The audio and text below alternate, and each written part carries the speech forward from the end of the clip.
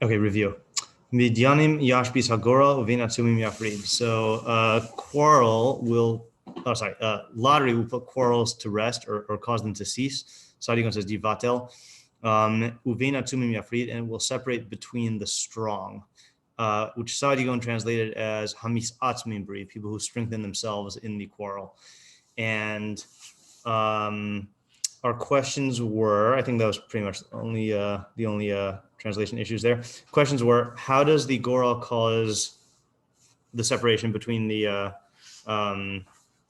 strong people? How does the goral cause the quarrels to cease? What are the quarrels?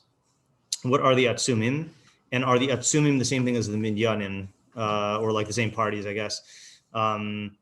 What's the relationship between the two halves of the pasuk? What is a goral in this context? What are the parameters of the solution? And that was really what we spent most of yesterday talking about. Like when does this apply? When doesn't this apply? Who's the audience? Is it the people who are fighting, or is it the mediator? And then what's the opposite of this pasuk? Because assuming the two sides are not opposites, what's the chiddush? And that was just fencing in the, if you could say, like, if you define the case too narrowly in an obvious way, then, like, let's say like the starting the football game or whatever, obviously then you don't need to be told that like a goral can do it, you know. So like, how do we do this? And then what conditions, I guess this is part of the question of the case, but what conditions have to be present in order to implement this? Like, let's say we said if you have the two quarrelers and you impose this solution against their will, it doesn't seem like that's really going to stop the quarrel, you know? Right. Yeah. I did have another possible read. Okay. Could it be that Yafrid is talking about like that it pulls them apart? Okay, so this is actually another a point that I actually forgot to raise yesterday. The question is, when does Yafrid happen? Mm-hmm. Okay, meaning, like, for example, if you look at the Mitzudas David, hold on just 1 second here. I have to share the whole screen. I always forget to do this. Okay, look at the Mitzudas David.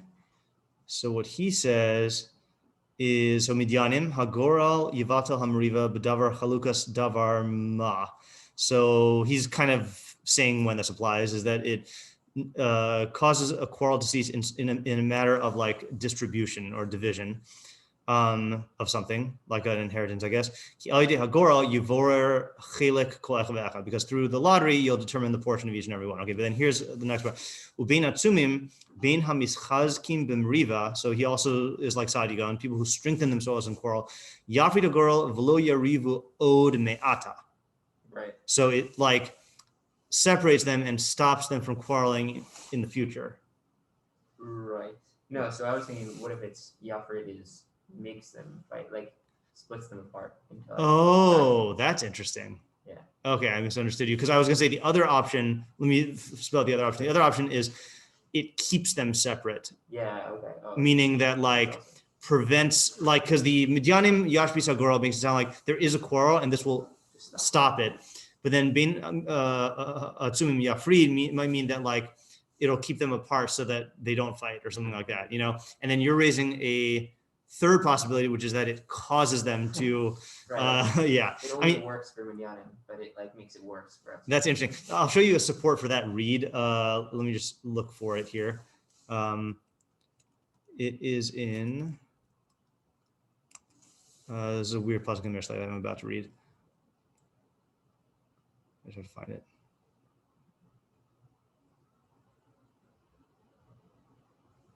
Searching. Mishlei.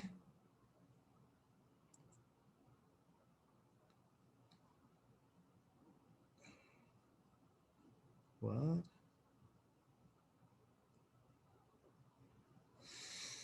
Hold on here. I might have to use the old Shorashim Concordancia thing to find the pasuk.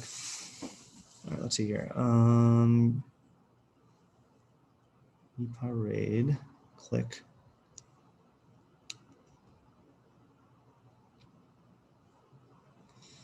Alrighty, Concordancia.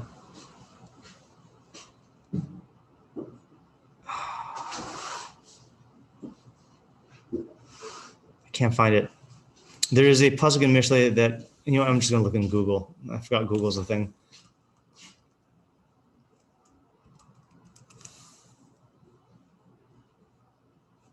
Oh, because I was looking at Yafrid. It's Mafrid. Yeah, Mishlei 16:28 says, and this is a hard one to translate, Ish tapuchos yishalach madon. So a duplicitous man sends forth quarrel or strife. V'nirgan, and a complainer, mafrid aluf, distances a friend. So that does seem to be saying that that's a synonym of quarrel. Right, like it's saying that the ish. I mean, I haven't learned the pasuk in a while, but ish tapuchos, a duplicitous person, will ignite strife, and then a complainer is gonna cause his people to separate from him. So that would support your reading. Zev was just saying, Isaac, that that maybe another way to read it is. Oh, so actually, I'll just list the 3 ways to read it. So bein atumim yafrid in our pasuk in 18:18. We said it will separate between the strong, or people who strengthen themselves. So one possibility, Metzudas David says, it will separate from them and they won't quarrel anymore. So that's now going forward. Another possibility is it will keep them separate, meaning it will prevent them from getting into a situation with a quarrel. And then Dev's saying maybe it'll cause them to quarrel. It will cause them to separate from each other in a quarrelsome way, not in a not in a quarrel ceasing way. Oh, so these are opposites of how Goral. Then there'd be opposites, right? Then it'd be Goral can have this effect or it could have that effect. Yeah. No one that I've seen in the Mefarshim says that, but I hear that that is possible reading. Let's go that way.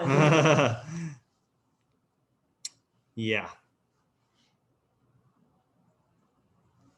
And then the other thing we read is when we did the Metzudas David, then he said it's in the. This is another thing I actually wanted to raise. So the Metzudas David says, and a lot of them Mefarshim say, it is in a matter that is where you have to choose some way to divide stuff up, like a nachala. Okay, that's the case we're talking about, right? But you don't have this pirush here, but the Ibn Kaspi second pirush says, Bein Atsumim, he says, Heim Bale Hariv, Shehim Bale Tainos Chazakos. So it is people in a dispute who have strong claims. And that was what Joe was emphatic about, saying it can't be talking about that case, right? Because if they have claims, then this is just not going to work. Right. And Ibn Kaspi begs to differ. So he's not saying that that's the Midyanim part, but he's saying that that's the Bein Atzumim. And he bases it off of Pasuk in Yeshayahu 41:11. We have article? Oh yeah, just to look at the translation because Yeshayahu Hebrew is hard. We should keep a couple art scroll Tanakhs here, or one. Yeah. Yeah. Can you look up Yeshayahu 41:11? Sure. I'll look it up in the Metzudas.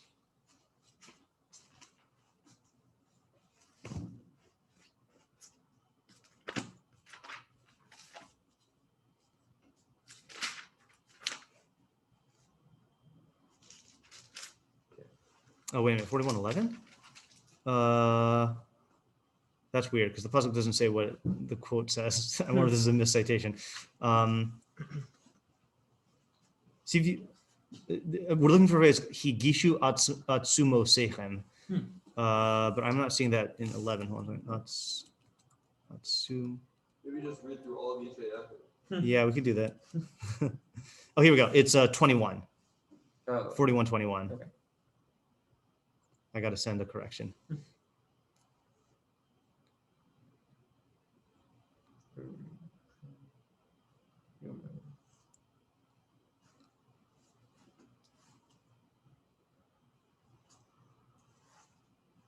What does it say? Oh, sorry.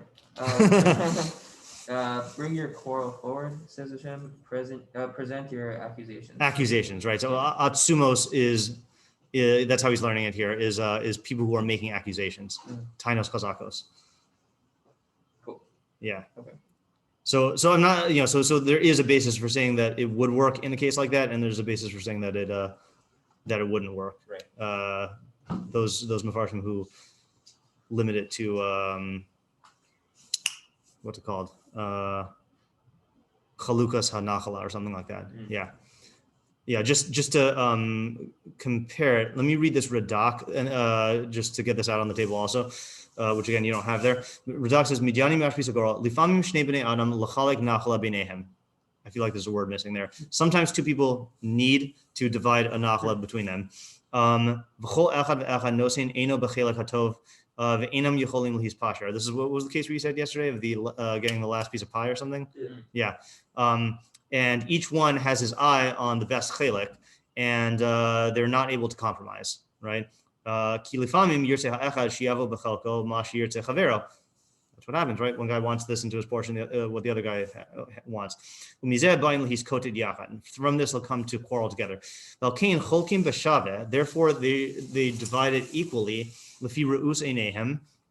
according to their perception. And they cast lots. Each one will be appeased to that which comes into his lot.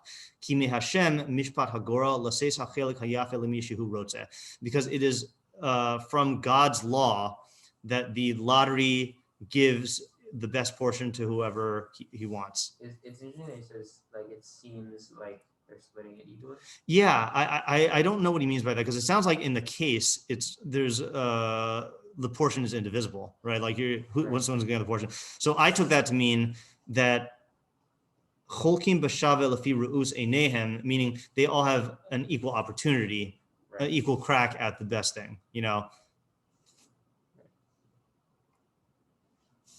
Cool. Yeah. So the question there also is like, what does he mean? And so he's not the only one of the Mefarshim who says that it's from Hashem. Like if you look at Rבינו Yona, I think.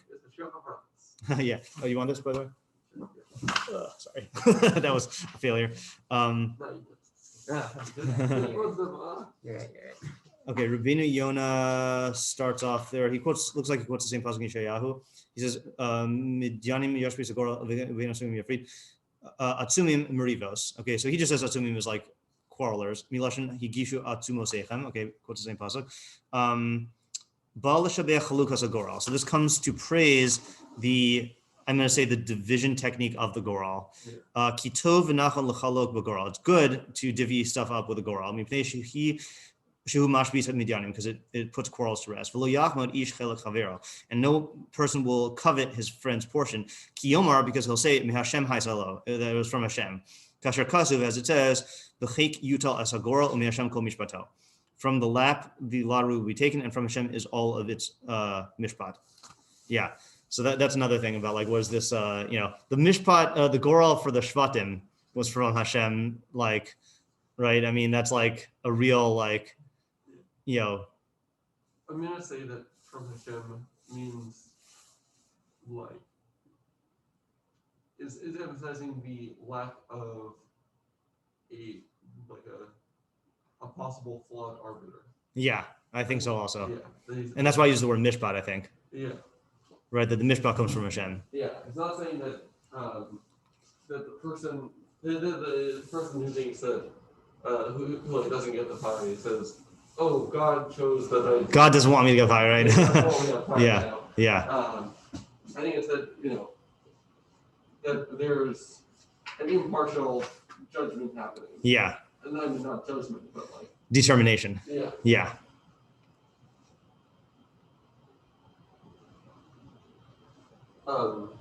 About the reed and Kespy. Yeah. My first thought was something like the Shlomo cutting the baby in half. That if let's say, Zeb claims I stole from him, I say I didn't. I both have lots of arguments about it. Yeah. If we do the lottery and then it turns out Zeb's way, and then we're both like, I'm like, okay about it, then that like clearly means that he was right. Mm-hmm. If after he's outraged about the lottery, then like maybe that's an indicator. That was my. Oh, here, yeah. But I just want to pause the recording for 1 second. Okay, we're recording again. Yeah, fine. All right. Yeah. So where are we at now? So I think we're starting to understand the mechanism, though, right? The mechanism is that in a situation where either there is no basis for legitimate claims, like it's just a matter of no one has a claim, like, or the two claims are equally strong in the eyes of the claimants. Okay, that's what the Ibn Kaspi is saying. So then the Goral will be the determiner. And why does the Goral put quarrels to rest? And this we have to refine, is because it's an impartial arbiter, right? Now, the reason I think why Joe, this is why Joe needs to be here to defend himself.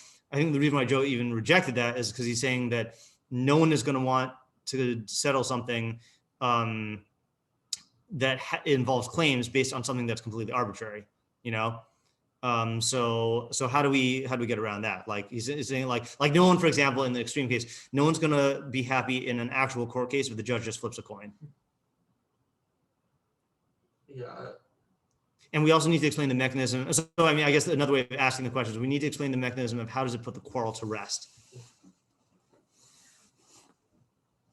I mean, I'd say seems to be like a qualification of this would be that there has to be at least on some level, that each claimant recognizes to some extent the legitimacy of the other party's claim. Mm-hmm. Not that they necessarily admit it, but that they have to. But if you say that it's unjust for the other party to get it, mm-hmm. then you're not going to agree to a go-all, I think. Right. It's only like.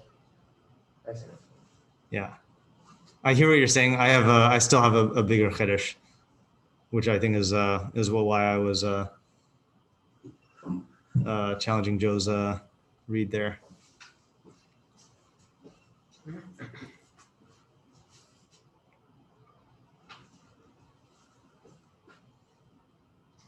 I mean, it can't be working within some kind of external system that is like, that you can kind of like consult the rule book mm-hmm. and like see who gets it. Like in that case, like if there's like, if there's like laws, I guess. Yeah. And you'd have to kind of figure out what the laws say. That's like a different question, and you're not going to want to put a point about that mm-hmm. because there's like a truth about who gets it. Mm-hmm. But in these cases, like since there's no like, external system that they're working within, they're just kind of claiming it based on, I guess, yeah. Like they feel like they have strong claims, mm-hmm. but it's not like there's anything, there's no like reference point for their claims. It's mm-hmm. just like, yeah. Okay, I hear what you're saying. Let me tell you my interpretation that Ken and I came up with, and then I think this is better than what everyone's saying. Okay, so here's what I think. Okay, is that the normal case of a quarrel involving claims, you're going to do what you said, which is you're going to try to resolve it based on like the considerations themselves or the other value system or like the other laws. Okay, but what we're talking about here is where there's a deadlock in the quarrel, meaning that either the claims are equally strong or they're equally baseless, or there's not enough evidence to determine stuff. So now what happened is the quarrel becomes not something that needs to be decided about who's right and wrong. It becomes a practical obstacle that needs to be ended. And that's where the quarrel comes in. Okay, meaning if two people are have equal claims and they realize that like they're just not moving forward, and either they're going to quarrel forever or like the pie is going to rot, like there needs to be, so what it does is it becomes a practical problem, and the practical problem is solved in the most equitable, impartial way, which is a goral. And what that does is it removes the ego from the situation where you no longer, if you made a decision based on some sort of reasoning or some sort of like arbitration, like human arbitration, so then people would feel that there's bias or partiality or like favoritism of some sort. So, and since they know that they're deadlocked, they know that there's an equal claim or equal lack of claim. So then it is like raw injustice. The fact that like, oh, the judge picked this guy, you know? So you need two things. You need a recognition that we're deadlocked. And that doesn't require each party recognizing the legitimacy of the other person's claim. It just requires them to realize that this other person's claim is an impediment and that clearly we're not getting anywhere, you know? And then the solution is we need some way to stop it that is equitable and impartial. And then that's what the Quarrel does. Yeah. I'd say that's like, I guess, an additional type of case that it resolves. An additional type of case. Yeah. Not the case. I don't think it's limited to that. You don't think it's limited to that? So this is where I agree with Joe, which is I think it is limited to that because I think that as long as you have any sort of like perception on the part of the parties that we can solve this through reasoning or through superior inferior claims, then I think they're going to want to do that. And like, they're not going to be happy with the Quarrel solution. That's why I'm saying that this is like the case.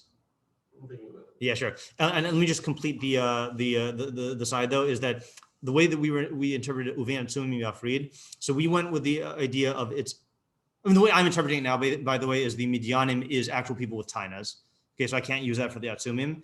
So the way we interpreted the Atzumim is like Sadion Misatzmim Berev, people who by nature are very stubborn when they're in any quarrel. So for those types of people, the Quarrel can preempt the fight. Okay, and the best example we came up with this is siblings fighting over who gets shotgun, right? So the system of, I mean, what's the system for determining who gets shotgun? Right, or well, really, it's calling shotgun, right? And then there's rules about like, you know, right? So in a way, that would be a Quarrel type solution. I mean, I guess that's still dependent on the person, but it's arbitrary in the sense that it doesn't actually have to do with like merit, you know. Or let's say you have a rotation, and that'd be a better thing. A rotation could also be a Quarrel where you just take turns, you know. So what this does is if you allow the siblings to get into a situation where they're actually starting to fight about it, they won't let go and it will persist.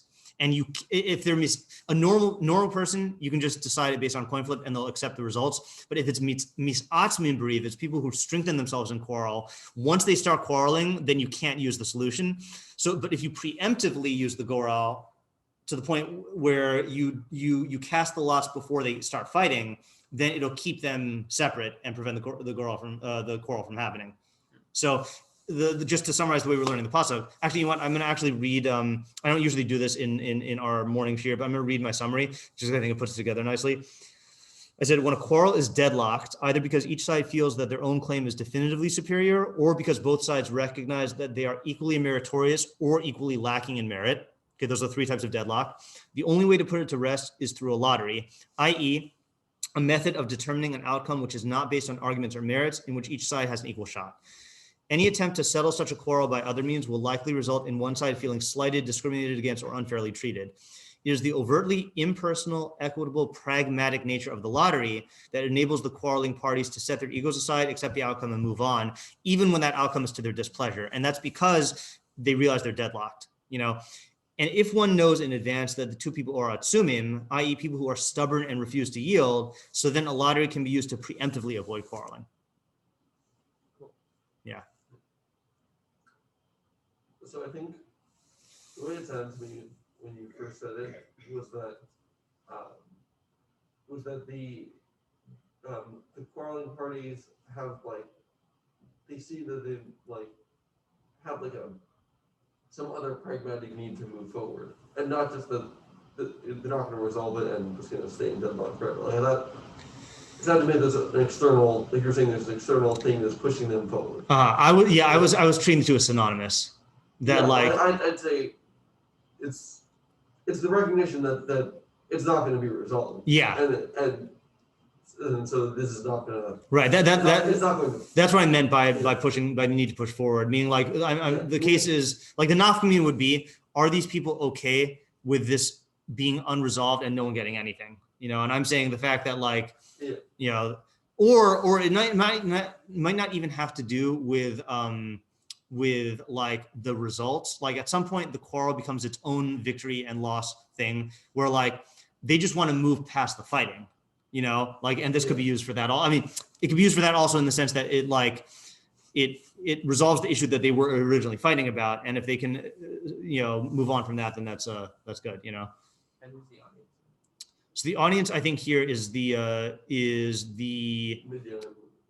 no, okay. That's interesting. I was gonna say it's the mediator, and the mediator in some cases could be the quarreling parties who realize that they need mediation. But I think like this is directed at someone who is trying to like, who is in a position to mediate or prevent people from quarreling. That just sounds like who it's talking to from the way that I'm interpreting it.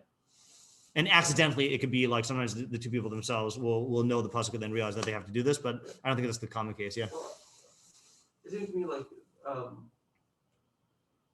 It seems to me that the common use case would be when you're in an argument with someone and you realize you're deadlocked. Then, as soon as you realize that, you should look for a way of non-partisan arbitration, like a go-all. Right.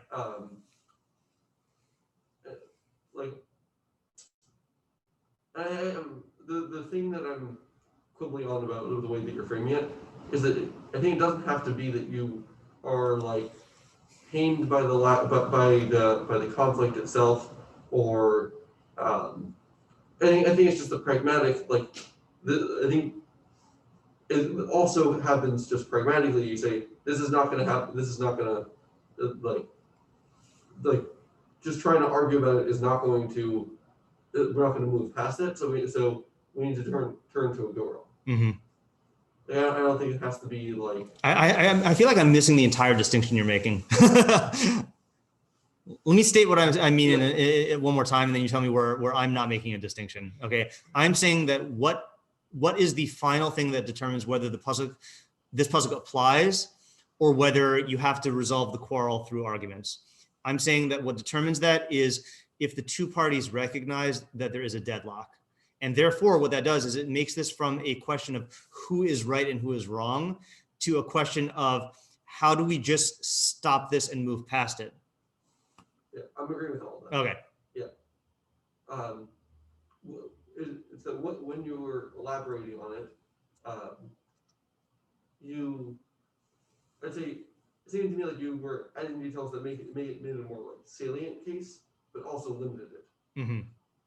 Like Okay. You're frustrated by the existence of the quarrel or something. Like I think it's true, but it's not like. Yeah, I'm saying now, or I was intending to say then, that the deadlock is the key feature. Yeah. Yes. Yeah. Okay. Yeah. Once you recognize the deadlock, then you go to this. Yeah. Right. And then, or if you know that based on personalities. Actually, here's a clear distinction between the two halves of the pasuk. First half of the pasuk is the circumstances of a deadlock. The second half of the pasuk is personalities that will inevitably result in a deadlock. And so in the first case, you can do it after the deadlock happens.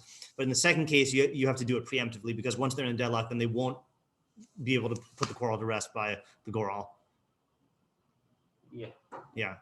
I'll give you an example of this, by the way. This is not exactly in a quarrel thing, but I think it's a good example of the goral. So when I taught Gemara in high school, then we would have every sugya that we did, I would do two oral quizzes on each sugya. So the first, you had the option as a student of either you go on the voluntary day, where if you feel that you're ready to be called on, then you can like volunteer, and like I'll choose people who volunteer. But then if you need an extra day to study, so then you take the mandatory oral quiz. So all the people who don't do voluntary have to do the mandatory one. Okay. So the thing I was worried about is either students will feel that I'm picking on them to read specific lines that I know that they don't know, or I might actually do that, like, so there's either in their perception, it will be unfair, or in the reality, like, not that it's unfair, but in the reality, like there's going to be a basis to the accusation. So what I did was I used a device which has been called by students different names in different eras. Some call it the wheel of torture. Some call it the wheel of pain. Some call it the wheel of death, which was I would put their names on a pinwheel and just spin it. And that's how we would determine who read what, And so it removed any accusation of, oh, Rabbi Shnei is picking on me. It's unfair. Like he always picks me first, or he always picks me last, or he always ignores my hand. It just puts it completely into the hands of Hashem. And it worked. Like they can't complain at me, and they can't complain at the random number generator. Yeah, I recall hearing about this at some point. Probably from your sister who was in my class. Yeah. And it was just almost like an abstract entity. Yes. Removed from you. Yep. Yeah, I suppose they could get mad at me clicking on it to spin it, but that's they recognize that's irrational. Yeah. Alrighty. Is that solve all of our issues? Should we look through our questions? How does the Goral cause the separation? Check. How does the Goral cease the quarrels? Check. What are these quarrels? Right. So we said that's a deadlock. 3, what are the atsumim? These are the personality types who strengthen themselves in quarreling. 5, what's the relationship between the two halves? Scenario based or personality based. 6, what is the Goral? Any arbitrary, equitable means of determining something. 7, what are the parameters? Deadlock. 8, who's the audience? It's the people who are going to be putting an end to the quarrel, whether that's the mediator or the people themselves who realize that they need to do something like this. What is the opposite? Oh, so the opposite. So what would the fool do in this case? Keep quarreling. Either keep quarreling, or if we say that the subject is ending quarrels, so what would be the foolish way to end a quarrel like this? Either like seizing it or giving up. Or Either, what do you mean? Either ceasing it or giving up? Seizing it. Oh, seizing it. Like you're fighting with the pie. Oh, yeah. So let's ask it from the perspective of the moderator, because we said that's the normal case. Let's say like I'm trying to mediate between you two who are quarreling, and I don't use this puzzle. So you can pick someone.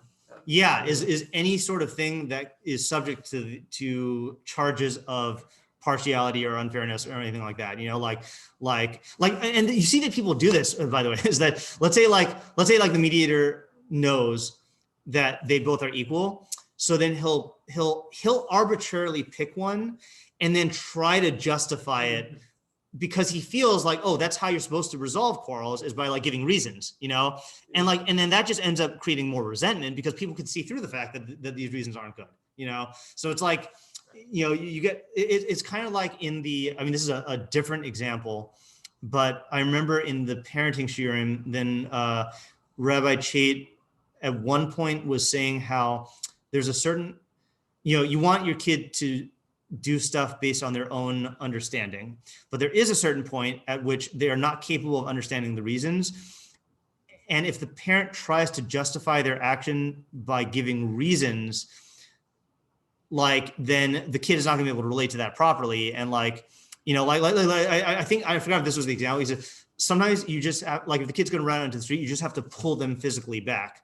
If you start going into reasons and stuff like that, then they can't understand it. So I'm not saying that that's the situation here, but I feel like people get stuck into that mode where explaining stuff is good and doing things based on reasons is good. Therefore, if there's a deadlock and I make an arbitrary decision, I have to explain it in terms of reasons, but that's just going to create more resentment, and it's going to also be a blemish in your future function as a mediator. No one's going to want to hire you if you're not hire you, consult you if you are perceived as arbitrarily showing favoritism and then rationalizing it.